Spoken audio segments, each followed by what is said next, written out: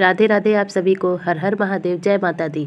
आज हम जानते हैं कि करवा चौथ का व्रत क्यों मनाया जाता है। यह त्यौहार मनाने के पीछे क्या कारण है, आइए जानते हैं।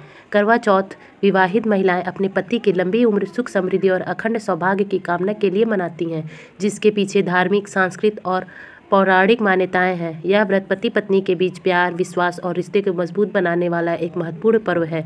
इसके अलावा यह महिलाओं को एकजुट करता है और सामाजिक स्तर पर उन्हें एक दूसरे से जुड़ने का अवसर प्रदान करता है।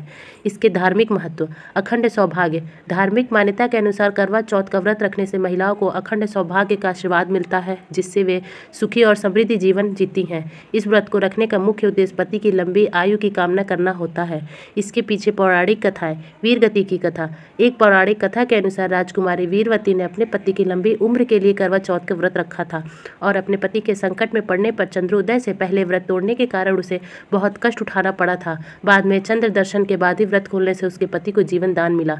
दूसरा, करवा माता की कथा। करवा नामक एक पतिव्रता स्त्री ने अपने पति के प्राणों की रक्षा के लिए यमराज से विनती की और अपने तपोबल से मगर को मृत्यु दंड दिलवाकर अपने पति को लंबी आयु का वरदान प्राप्त किया। इसीलिए इस व्रत के दिन करवा माता की भी पूजा होती है। अन्य महत्व। सामाजिक बंधन। यह त्यौहार विवाहित महिलाओं को अपने पारंपरिक संबंधों को निभाने और एक दूसरे से जुड़ने का अवसर देता है, जिससे समुदाय की एकता बढ़ती है। प्रेम और समर्पण। यह पति पत्नी के बीच प्रेम, समर्पण और टूट रिश्ते का प्रतीक भी माना जाता है। यह भारतीय संस्कृति का एक महत्वपूर्ण हिस्सा है जो पीढ़ी दर पीढ़ी चला आ रहा है। करवा चौथ में चांद को अर्घ देते समय क्या बोलना चाहिए। करवा चौथ में चांद को अर्घ देते समय पति के नाम लें और चांद की रक्षा स्तुति करें। आप पति को अर्घ देते समय अपने पति का नाम लें और अर्घ चढ़ाते हुए उन्हें कहें कि पति के जीवन से तनाव दूर हो, पति स्वस्थ, सुरक्षित और दीर्घायु हो। अर्घ के समय एक सफ़ेद फूल या सफ़ेद वस्त्र चंद्रमा को अर्पित करना शुभ होता है। अर्घ देने के बाद चंद्रमा की 3 बार परिक्रमा करें और नमस्कार करें। करवा चौथ पर चांद को अर्घ कैसे दिया जाता है।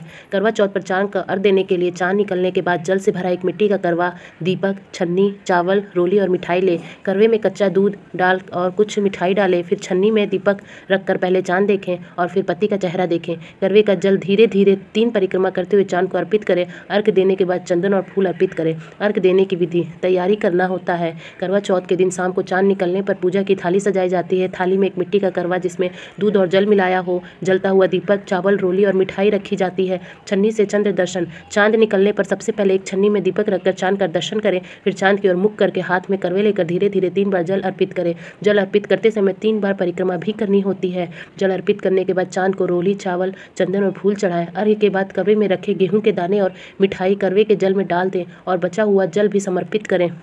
चांद देखने के बाद उसी छन्नी में अपने पति का चेहरा देखें और फिर पति के हाथ से जल पीकर व्रत का पारण करें। महत्वपूर्ण बातें ध्यान रखें। अर्घ हमेशा खड़े होकर और ऊंचाई से देना चाहिए ताकि जल पैरों पर न पड़े। अर्घ देते समय चंद्रमा को सीधे जमीन पर अर्घ नहीं देना चाहिए। करवा चौथ पर मिट्टी के करवे का उपयोग करना शुभ माना जाता है। चंद्रमा को अर्घ देने के बाद पति की लंबी आयु की कामना करें। यदि संभव हो तो अर्घ का जल किसी जीव जंतु को दिया जा सकता है।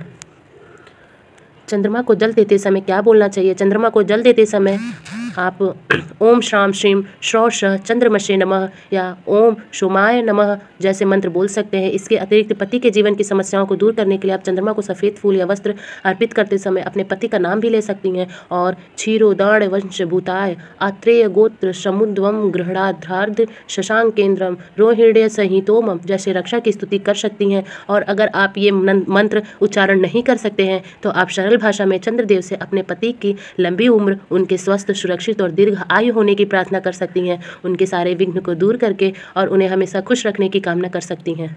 करवा चौथ के दिन क्या करना चाहिए और क्या नहीं करना चाहिए, आइए जानते हैं कि करवा चौथ के दिन क्या करना चाहिए। करवा चौथ के दिन व्रत शुरू करने से पहले सरकी जरूर करें। उपवास शुरू करने से पहले खूब पानी पिएं, मन को शांत रखें और सकारात्मक विचार रखें। पूरे दिन प्रभु का नाम, भगवान शिव शंकर का नाम, माता करवा और पार्वती माता का और गणेश जी का विचार करें, उन्हें स्मरण करें। और करवा चौथ के दिन क्या नहीं करना चाहिए।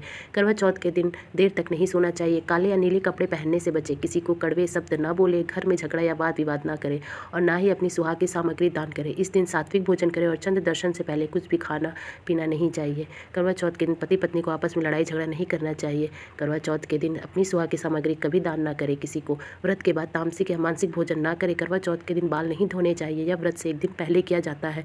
इस दिन कैंची, सुई या चाकू जैसी नुकीली चीज़ों को इस्तेमाल करने से बचना चाहिए। आपको पता होना चाहिए कि हमारे शरीर को प्रतिदिन 3 लीटर पानी की ज़रूरत होती है। वहीं चूँकि आप करवा चौथ के उपवास में पानी का सेवन नहीं कर सकती हैं, क्योंकि उस दिन आपका निर्जला व्रत रहता है, जिसकी वजह से आप दिन भर पानी नहीं पीती। ऐसे में आपको डिहाइड्रेशन से जूझना पड़ सकता है। इससे बचने के लिए सर्दी में नारियल पानी का सेवन ज़रूर करें।